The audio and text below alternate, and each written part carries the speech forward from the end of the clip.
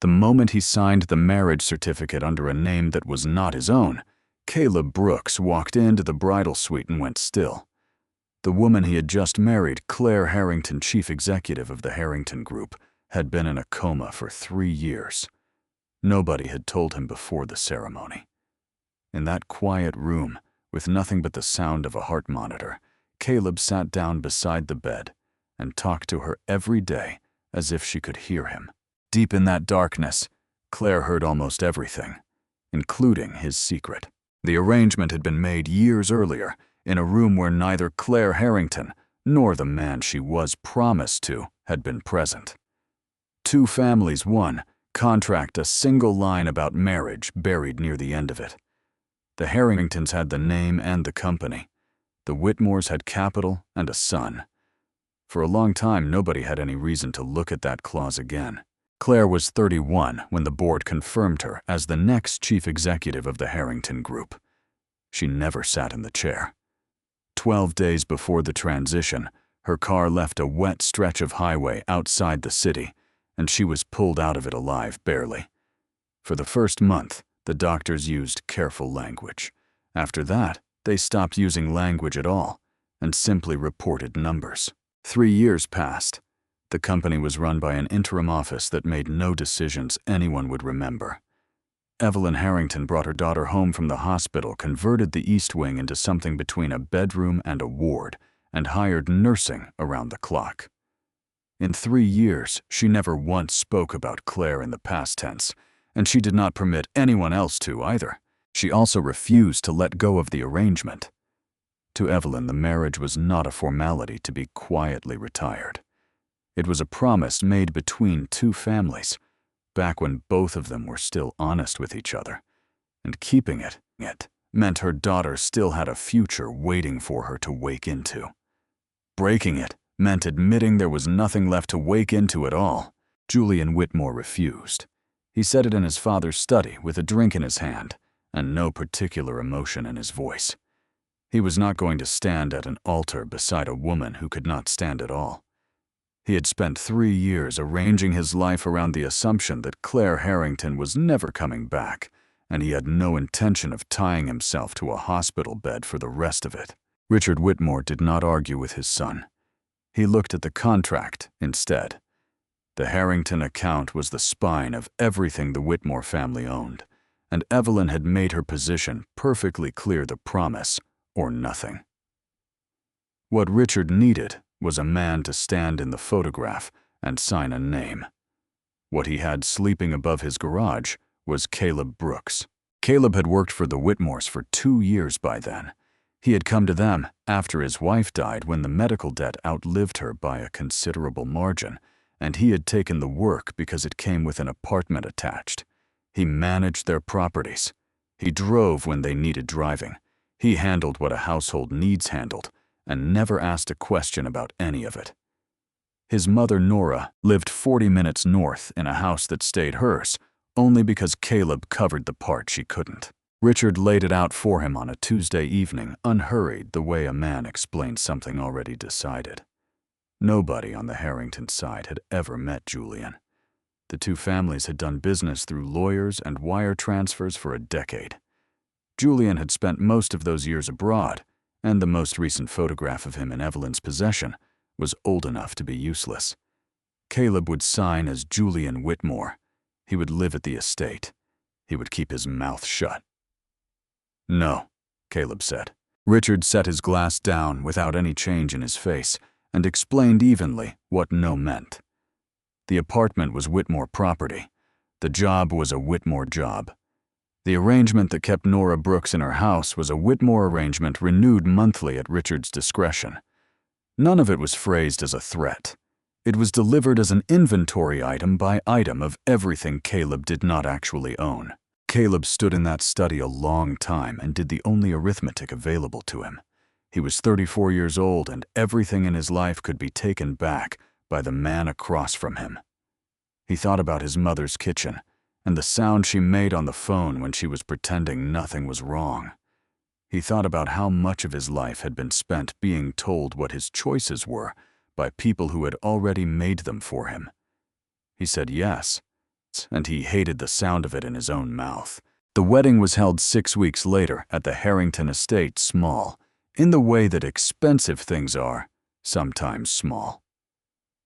Evelyn took both his hands at the door and thanked him for keeping his family's word, and she meant it so completely that he had to look away. Richard and Diane Whitmore stood in the second row and smiled for the photographer. Clare Harrington's name was already printed on the certificate. Caleb signed beneath it using letters that did not belong to him. Nobody said the word coma. Not the lawyers, not the Whitmores, not one person in 6 weeks of arrangements. He had been told his bride was unwell, that she was recovering, that she kept to her rooms. He had assumed illness and a woman who would eventually look at him across a dinner table and ask who he really was. Then the papers were signed, and somebody walked him to the east wing and left him at the door. The room was quiet, in a way rooms are not supposed to be quiet on a wedding night. A monitor ticked out a steady rhythm near the headboard. There was a steel rail along the side of the bed and a chart hanging from it. Clare lay under white sheets with her hands folded and her hair combed by somebody else's hands, and she had not opened her eyes in 3 years. Caleb understood then all at once the exact shape of what had been done to him. Not only the lie, the completeness of it. Every person who had shaken his hand that afternoon had known, and every one of them had let him walk into this room alone to find out for himself. He did not leave. There was nowhere to leave to, and by morning he had reframed the whole thing into something he could carry. This was a job, an assignment that happened to have a bed in it. He learned the nurse's rotations. He learned which machine made which sound and what each sound meant. He learned to read the chart, and after a while he learned to read her the small changes in her face that meant nothing medically and everything to the people who loved her. Evelyn came every morning at 7 and sat for an hour with her daughter's hand in hers. Caleb started coming at 8 when the room was empty, because it seemed wrong to turn a private thing into an audience. He would open the curtains, check the levels, and sit in the chair beside the rail with his hands on his knees like a man waiting outside an office. He started talking to her because the silence was unbearable, and there was nothing else in the room to talk to. At the beginning it was whether the lawn crew, whether the tree outside the window had turned yet. It felt ridiculous, and he did it anyway, and somewhere in the second month it stopped being ridiculous and became the only honest hour of his day. Nobody in that house knew his real name. She was the one person he could tell the truth to, precisely because she could not hear it. So he told her the truth. He told her his wife had died on a Thursday in April, and that he had not cried at the funeral, and had cried in a parking garage 2 weeks afterward, for reasons he still couldn't explain. He told her his father had died when he was young in an accident he had never been given the full details of, and that his mother still kept the man's coat in a hall closet she never opened. He told her about the study, and the glass on the table, and the inventory. "I signed a name that isn't mine," he said one morning early on. "I'm not the man they told your mother I was. I want you to know somebody in this house said it out loud." He came back the next day and said it again, because saying it once hadn't been enough. Over the following weeks he told her the rest, what he had wanted to be before the debt. The apartment above the garage with the window that didn't close. How strange it was to be thanked every morning by a woman who would despise him if she knew. He talked to her the way people talk into a well, and he never once expected an echo. There was a line he came back to on the bad days more than any other. He had said it first to a nurse who asked why he bothered sitting in there at all, and afterward he found himself repeating it to Clare quietly, like it was something he needed to hear more than she did. "You don't leave somebody just because they can't say thank you," he told her. "That's exactly when you don't leave." Richard Whitmore called for the first time in the 5th week. The conversation was friendly for about 2 minutes. Then Richard got to it. Caleb was the son-in-law now. He had a seat at that dinner table, and Evelyn's gratitude and a standing invitation into every room in that house. The Harrington Group was going to reopen its supplier contracts within the year, and there was no reason a Whitmore shouldn't be sitting on the right side of that conversation. All Caleb had to do was talk. Mention a name here. Put a folder in front of Evelyn there. No, Caleb said again, and hung up. Richard called back. Diane called after that warmer, working a different angle, reminding him what the family had done for him, what they were still doing, how little was actually being asked. Documents began arriving at the estate, addressed to Julian Whitmore. Caleb did not open them, and did not pass a single one to anyone in the Harrington offices. He put them in the bottom drawer of the study desk, locked it, and kept the key on him. The calls got shorter and colder through the winter. By spring, they had stopped being requests at all. He understood what he was doing. He was making himself worthless to the only people holding his life together, and he did it anyway every single time. It was the one decision in the whole arrangement that had actually been his. Clare awoke on a Tuesday in the 7th month. It began with her fingers. Caleb was mid-sentence about something meaningless that gutters the rain when he saw her hand move against the sheet. Not the small, involuntary twitch the nurses had taught him to ignore, but a closing, a grip. He was still watching it when her eyes opened. They did not open the way they do in films. They opened partway unfocused and shut and opened again. Her breathing changed. Caleb stood so fast the chair went over behind him, and he was already shouting for the nurse before he had fully processed what he was looking at. The house came apart. Evelyn arrived from the hallway at a run and made a sound Caleb had never heard a person make. Within an hour there were 3 specialists in the East Wing and an ambulance in the drive, and Clare Harrington, who had been a number on a chart for 3 years, was looking at the ceiling and trying to make her mouth work. The hospital kept her 10 days. She was weak, disoriented, furious at her own body. Her speech came back before her balance did. She asked what year it was and had to be told twice. Evelyn did not leave the building once, and Caleb stayed in the corridor outside because he had no idea what he was to any of this now, and nobody thought to tell him. On the 4th day, a nurse mentioned to Clare that her husband had been sitting outside since morning. Caleb came in. She looked at him for a long moment with an expression he could not read at all, and he braced for the obvious question, the one he had rehearsed 100 bad answers to. It didn't come. "Did the tree turn?" Clare asked. He stood very still. "What?" "The one outside the east window." Her voice was thin, and it cost her something to use. "You kept saying it hadn't turned yet."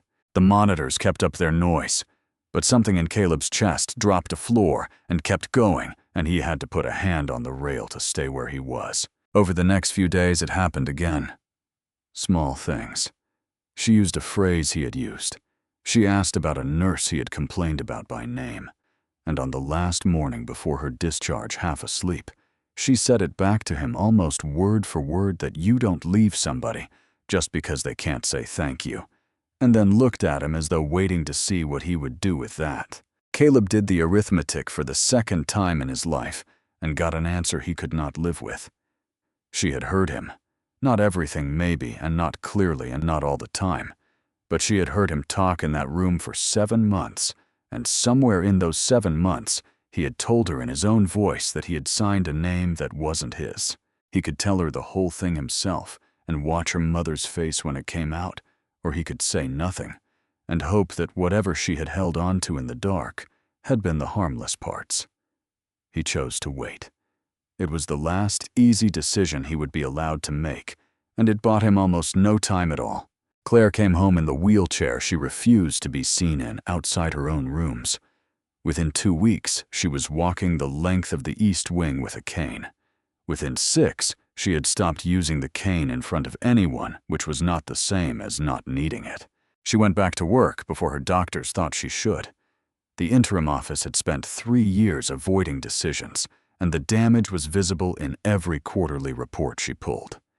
Grace Bennett, who had been an assistant when Clare went under and was running half the executive floor by the time she came back, put the files in front of her in order of how much blood was in them. Clare read for a week and then began firing people. Caleb kept his distance.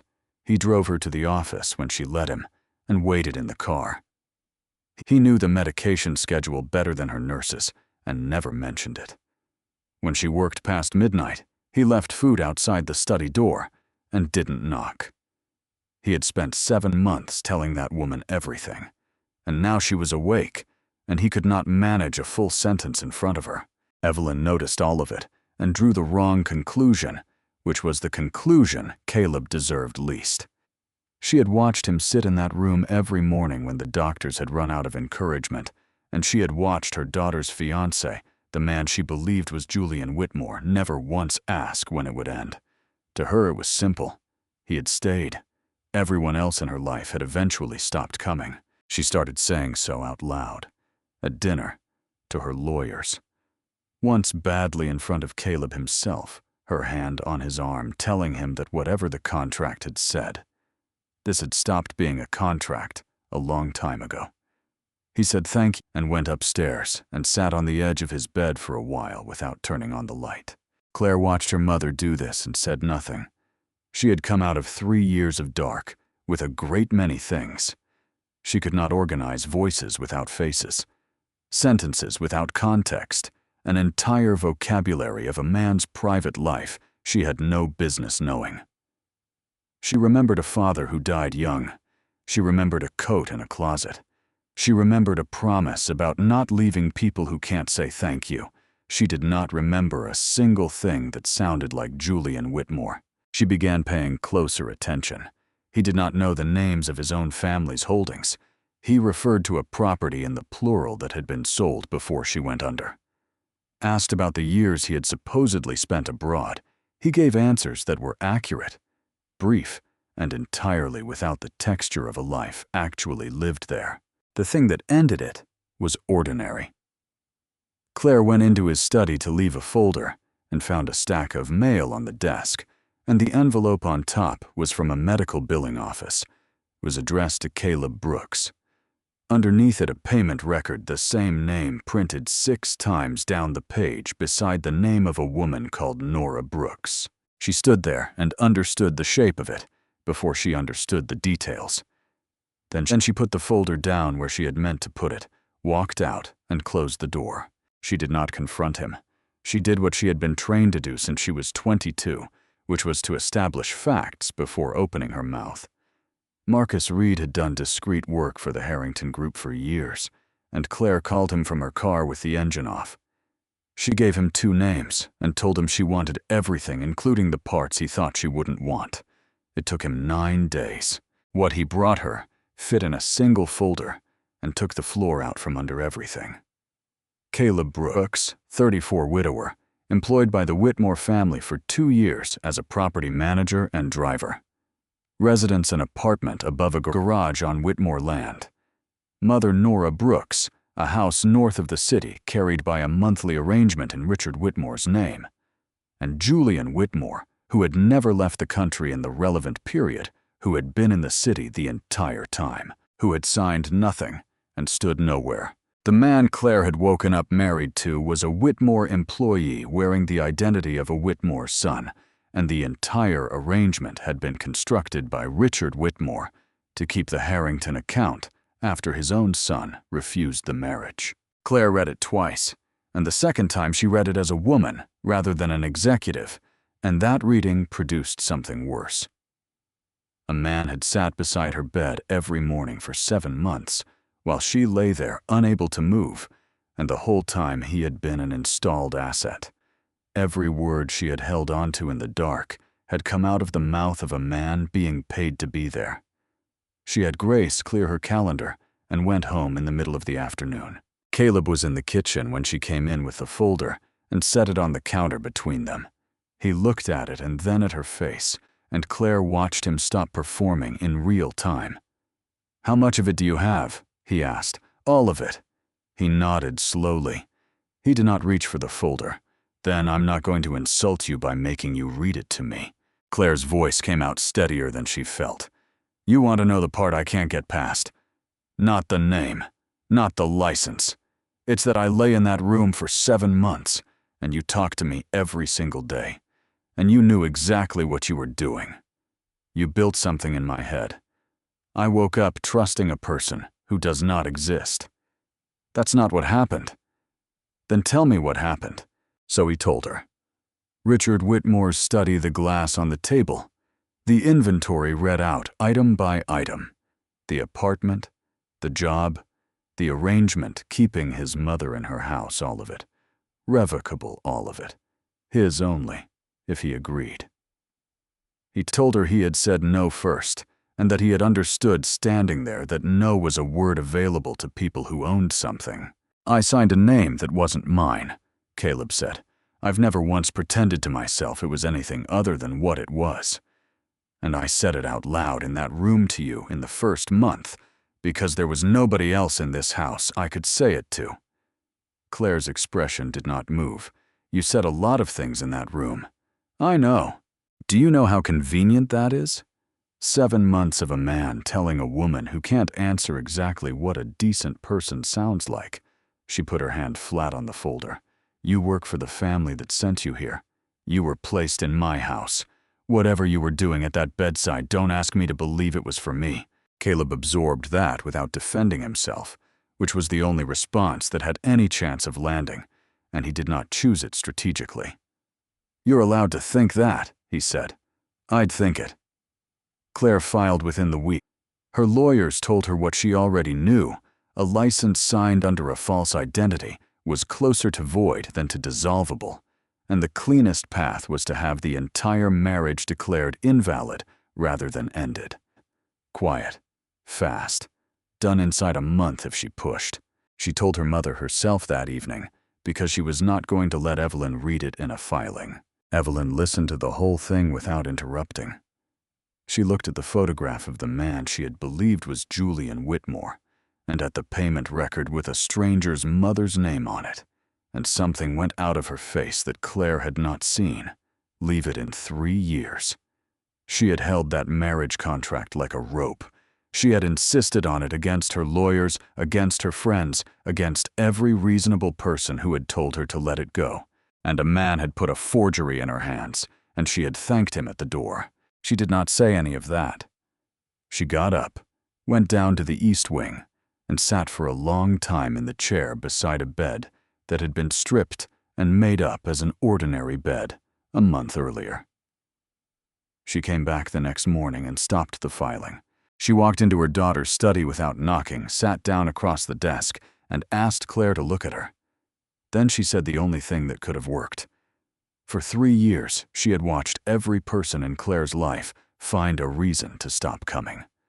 The board, the friends, Julian Whitmore, who had never once walked through that door, and the man Claire wanted removed from the house had sat in that room every morning for 7 months and had asked her for nothing. Not a dollar, not a favor, not a mention at a dinner table. I was lied to in my own home, and I will deal with that, Evelyn said. But you woke up. You are standing in this room because something in that dark held on, and I am not going to pretend I know what that was. You don't hand a man his coat for the crime of being the last one there. Claire held her position for a long moment, and then let it go. And she was honest enough with herself afterward to know the reason was not only her mother. It was the contract negotiations opening in 5 weeks, and a board that had spent 3 years learning to function without her, and the fact that a chief executive who had been unconscious for 3 years could not afford a public annulment scandal in her first quarter back. She told her lawyers to hold. She told herself it was strategy. The filing was suspended. Nothing else was resolved. They went on living in the same house with the truth sitting between them like furniture. Claire stopped speaking to him, except where the household required it. Caleb moved his things to a room at the far end of the East Wing and continued doing exactly what he had been doing, which she found harder to tolerate than an apology would have been. Because he did not stop. He drove. He waited. He left the food outside the study door, and in the weeks that followed, Claire began to see the pattern from the other side of the glass. Grace brought her a supplier proposal and mentioned in passing that Whitmore paperwork had been arriving at the estate, addressed to Julian for the better part of a year, and that not one referral had ever come through the office. Claire asked to see it. Caleb unlocked the bottom drawer of the study desk and put the whole stack on the table in front of her, unopened 8 months of increasingly cold letters from Richard Whitmore, every seal intact. The following week, an outside firm approached Caleb directly with an offer that was not subtle information about Harrington's internal timeline and a consultancy position afterward for a man who was going to need one when the marriage collapsed. He refused it, reported it to Grace in writing, and never mentioned it to Claire. She heard about it anyway. That was the night she sat in her office after everyone had gone and thought for the first time about what the folder had not contained. It had told her what he was. It had told her nothing about what he had refused. Meanwhile, the Whitmores were coming apart. The Harrington supplier review closed with 2 Whitmore contracts unrenewed, and the third cut to a fraction of its former volume. Richard had spent 3 years borrowing against income that no longer existed. By midsummer, his creditors were no longer being polite about it. Julian Whitmore came back in August. He arrived at the estate uninvited in a good suit and asked for Claire the way a man asks for something he assumes is being held for him. He was charming to Evelyn for about 20 minutes. Then he sat across from Claire and explained that he was the one who had actually been promised to her, that his family's employee had been imposed on her by a father, acting without his knowledge, and that he was here to correct the record. Claire let him finish. Then she asked him where he had been for 3 years. He had an answer. He always had an answer. But it was the wrong question to have to answer, in a house where every nurse on staff could name the man who had shown up every morning, and he knew it. And after that, his approach changed. He began working the periphery. He told Evelyn's friends that Caleb had been placed to gather information on the Harrington group. He fed a business reporter a version in which a household employee had married into the family under a false name for money, which was true in every particular, and false in its entirety, and which Claire had to spend 2 days and a great deal of goodwill suppressing. He arranged to be present at a charity dinner cornered Caleb near the service door and told him quietly that he had a week to leave the house before Julian made his mother's finances a matter of public record. Caleb did not leave. What he did was start writing things down. He gave Grace a dated record of every approach he had received since the wedding. He identified the outside firm and the 2 Harrington employees who had been feeding it. When a shipping arrangement was routed through a Whitmore subsidiary in September, he flagged it to Claire's office before it cleared, and the paperwork that came back showed a markup that would have cost the company $1.4 million. Claire had Grace confirm every item independently, and every item confirmed. She found him on the terrace late that night, and it was the first thing she had said to him in weeks that was not logistics. "He's going after your mother," Claire said. "I know. You could have used any of this. You could have brought it to me and asked for something." Caleb looked out at the dark lawn. "I know that too." "Then why didn't you?" He took long enough answering that she thought he wouldn't. "Because the only thing I've had since I signed that license," he said, "is knowing what I wouldn't do. If I trade it for something, I don't have it anymore. And there's nothing after that." Claire went inside without responding, but she stopped instructing Grace to route things around him, and when the fall negotiations opened, she asked for him in the room. Twice she watched him refuse something in front of her that would have made him wealthy. She had been lied to by professionals her entire adult life, and she knew the difference between a man performing integrity and a man who had nothing else left. Richard Whitmore ran out of room in October. The final Harrington contract lapsed on a Friday. By the following Wednesday, 2 of his creditors had moved, and the Whitmore house was carrying obligations with nothing behind them. Julian's version of events had failed to move Claire, failed to move Evelyn, and failed to survive contact with the business press. What Richard had left was the one piece of leverage that had worked on Caleb Brooks the first time. They took Nora Brooks from her house on a Thursday evening. There was no struggle and no witness. Her front door was unlocked and her car was in the driveway, and the kettle had been left on the stove. The call came to Caleb's phone at 9:20. Richard's voice was almost conversational. His mother was fine and would stay fine. Caleb would sign a statement admitting he had entered the marriage under a false identity. For financial gain, he would leave the Harrington estate that night, and he would come alone to an address on the north side of the river to collect her. Caleb wrote the address on the back of an envelope. He did not tell Claire. He took a car from the garage at 11 o'clock and drove out through the gate. The building was a decommissioned freight depot with 2 vehicles parked at the loading side and no lights in any window. Richard was waiting inside. Julian stood behind him. Nora was in a chair near the far wall with her hands bound and a strip of tape across her mouth, and she was shaking her head at her son as hard as she could manage. There was no statement. There was no document anywhere in that room.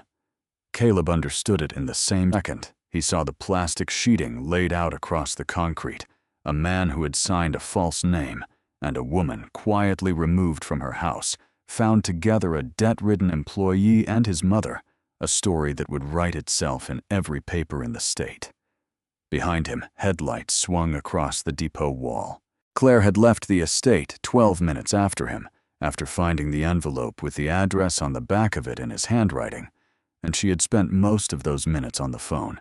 She called Grace Bennett, and Grace called the police, and Claire gave a detective named Alan Pierce an address, 2 names, and the file Marcus Reed had assembled in the spring. It meant the units that came were coming to something they already understood. It also meant they were still 4 minutes out when her car turned into the lot. Richard heard the engine and told the man beside him to finish it. Caleb was already moving. He crossed the concrete to his mother's chair, got the tape off her face and his fingers into the cord at her wrists, and shoved her sideways off the chair and behind a stack of pallets before the first man reached him. He took the first hit on his shoulder and the second across his mouth, and he went down and came back up with a length of steel banding from the floor. Julian ran for the vehicles. Richard went for the loading door where the headlights were, because the woman coming through it was the only witness in the world who could still be dealt with. He got both hands on the doorframe before Caleb hit him from behind and put him into it. They went down together onto the sheeting. Richard was 58 years old and stronger than he looked, and for about 20 seconds, it was not clear how it was going to go. Claire came through the door into the middle of it, and Caleb shouted at her to get back, and she did not get back. She picked up the tire iron from the floor of her own trunk and stood over the 2 of them and told Richard Whitmore in a voice that carried the length of the depot that the police were 4 minutes out and he could decide what he wanted the next 4 minutes to be. He decided. He stopped moving. Then there was shouting from the loading side and the flat mechanical sound of car doors, and Julian Whitmore was face down on the gravel beside a vehicle he had not managed to start. There was a woman crying behind a stack of pallets with her son's coat around her shoulders, and a detective asking her whether she needed an ambulance. Caleb walked Nora out into the cold. Claire was standing beside her car, with her hand on the roof, holding herself up in a way she would have been furious for anyone to notice. "You didn't tell me," she said. "They said alone." They said alone, because they were never going to hand her over. She looked past him at the depot, at the sheeting still spread across the floor inside. "You knew that before you got out of the car." Caleb didn't deny it. "I thought there was a chance." "There wasn't," Claire said. "You would have died in there, and they would have put your mother beside you and let the papers explain it." The investigation took 4 months. Richard Whitmore was charged first, then Julian, then the 2 men who had been paid in cash to move a woman out of a house north of the county. Diane Whitmore gave a statement in exchange for immunity and described under oath the conversation in her husband's study in which a property manager had been told what he did not own. Richard's finances came apart in front of the detectives the way they had been coming apart in private for a year, and once the forensic accountants had the accounts open, they kept going backward, because that is what forensic accountants do. They found a payment in the wrong year. Detective Pierce came to the estate in February and asked Claire whether she remembered anything about the night of her accident. She told him what she had told everyone: a wet road, a curve she had driven 1,000 times, no memory of the impact. Pierce put a document on the table. It was a maintenance invoice for a Harrington vehicle dated 6 days before the crash, signed by a service contractor who had been paid twice that month. The second payment had come from an account belonging to Richard Whitmore. The contractor had left the state 4 years earlier. It took the department 6 weeks to find him, and under an hour for him to give up the man who had paid him. He had been told to make it look like a road accident. He had assumed, he said, that nobody was supposed to survive it. Pierce laid out the reasoning without softening it. A Harrington group with no chief executive was a Harrington group that renewed its existing contracts automatically and questioned nothing, and an interim office had no appetite for reviewing a supplier relationship that went back decades. Richard had needed the company leaderless. When Clare survived and stayed under, he had needed something better than leaderless, and the marriage clause gave it to him, a man of his own standing inside that house. Clare sat with it for a long time before she could do anything with it. 3 years of her life had been taken by a man who wanted a contract renewed. The last piece came out of the same accounts. Marcus Reed brought it to her in March carefully, because he had checked it 4 times before he believed it himself. He had been tracing the Whitmore family's original entry into the Harrington orbit, looking for pressure points, and he found the point of contact. It was not a business deal. It was a car accident on a state highway in the late 1990s, in which a Harrington vehicle went off the road with Margaret Harrington in the back seat. Margaret was Clare's grandmother. She lived another 11 years after that night, and Clare had grown up hearing that a stranger had pulled her out before the fire reached the cabin, and that the stranger had not survived it.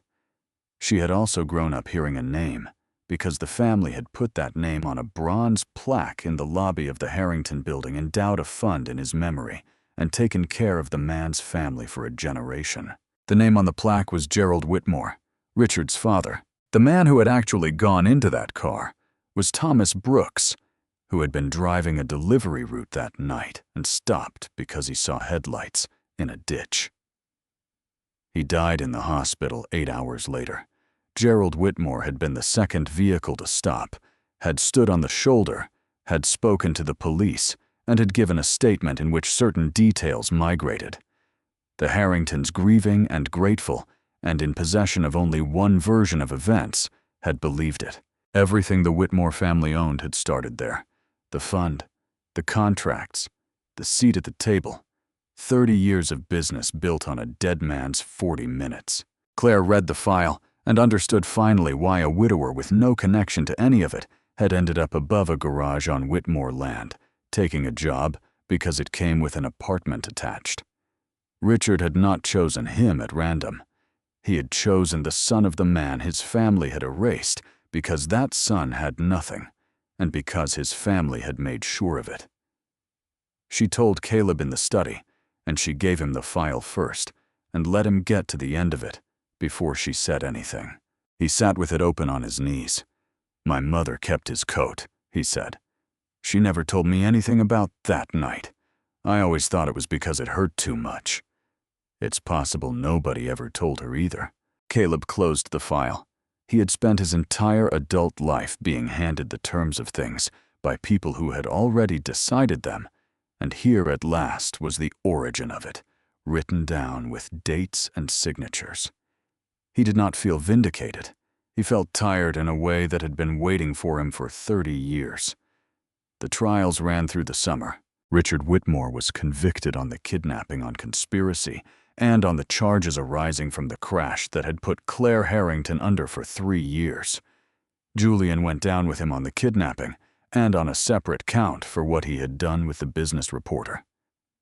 The 2 men from the depot took their sentences and gave testimony on the way. The service contractor was sentenced last. The Harrington group did the other thing in September, and did it publicly, which was Evelyn's decision, and not the legal department's. The plaque came out of the lobby, and a new one went in with the correct name on it. The fund was renamed. Clare stood at a podium in front of the building her family had owned for 4 generations, and explained without softening any of it that a man named Thomas Brooks had pulled her grandmother out of a burning car in the 1990s, that another family had taken the credit and been paid for it for 30 years, and that everything the Harringtons had given the Whitmores in that time had been given under false pretenses. Nora Brooks was in the front row. She had not known. She had spent 3 decades believing her husband died on a delivery route for no reason at all, and she came out of that lobby holding a photograph of a plaque with his name on it, and had to sit down on a bench in the sun for a while. Evelyn found Caleb afterward in the corridor and said the thing she had been trying to say since February. "I signed a marriage contract with the wrong family, and I spent 3 years insisting on it," she said. "The man who kept the actual promise in this house is you, and your name was never on any of the paperwork." She took his hands the way she had at the door on the wedding day, which he had not been able to stand at the time. "It's on it now. Whatever the courts decide about that license, you're mine. That isn't a formality." Caleb stopped being Julian Whitmore in October. The annulment went through without contest because there had never been a valid marriage to end. He filed everything under his own name. He moved out of the estate the same week and took a lease on an apartment across the river, and he did it before anyone could offer him a reason to stay, because he had spent a year in that house on someone else's terms and was not going to spend another one on charity. Claire understood exactly what he was doing and let him do it. What she did not do was leave him alone. She made 2 calls in November, which was not a gift, and which she was careful to say out loud.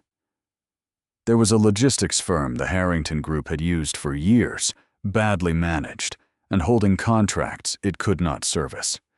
Claire did not buy it for him. She put him in a room with the owners, told them what he had done inside her company for a year without ever asking for anything, and left. He got the job on his own. He was hired to run their operations and given 18 months to fix a business that had 10 months of cash. He took an apartment lease he could barely cover and worked hours that reminded Nora of her husband, and Claire watched from a distance and did not once put a thumb on the scale. In December, at the end of a Harrington board dinner, she had made him attend as a supplier, and nothing else. She said the last of it. "I need you to hear this from me," Claire said. "When Marcus put that folder in front of me, I decided you were a man who had been installed in my house. I was not wrong about the facts. I was wrong about you, and I stayed wrong about you for months after the evidence stopped supporting it, because being wrong the other way would have meant admitting that the only person who never left me was somebody I'd been handed by a criminal." Caleb turned his glass on the table. "You had every reason. I had reasons. That's not the same." She looked at him directly. "You never once asked me to believe you. That's the part I couldn't get past in the end." He worked through the spring and turned the firm's first profitable quarter in 4 years by the following summer. He paid off the last of what he still owed on his wife's medical accounts in August, which he told no one about except his mother. He asked Claire to marry him in September on the terrace where she had asked him why he hadn't used any of it against her. He had thought about how to do it for a long time, and in the end, he did not perform it at all. He told her the first time had been arranged by men who wanted something that he had signed it under a name he hated, and that neither of them had been asked. He told her he had spent a year in her house being a decent man, because it was the only thing he owned, and that he was no longer in that position. He had a job now, and a lease, and his father's name back, and that he was asking her from this one instead. "The first one neither of us chose," Caleb said. "I'm asking so you can." Claire said yes. They were married in October at the estate in the garden this time rather than the house, and it was small in a way that had nothing to do with money. Nora Brooks stood on one side and Evelyn Harrington on the other. Grace Bennett read something short. There were no lawyers present, and no contract anywhere on the property, and the license was signed twice in the same handwriting, once by Clare Harrington and once by Caleb Brooks, who used his own name in front of witnesses for the first time in his life. He had come into that house as a signature that belonged to another man. He left it as himself married to a woman who had heard him in the dark, and once she knew everything, chose him anyway. A relationship can begin in a lie, or in circumstances neither person would have chosen. Only honesty, sacrifice, and trust can turn it into something that lasts. The one who stays when you are at your weakest is the one who deserves to stand beside you when you are strong.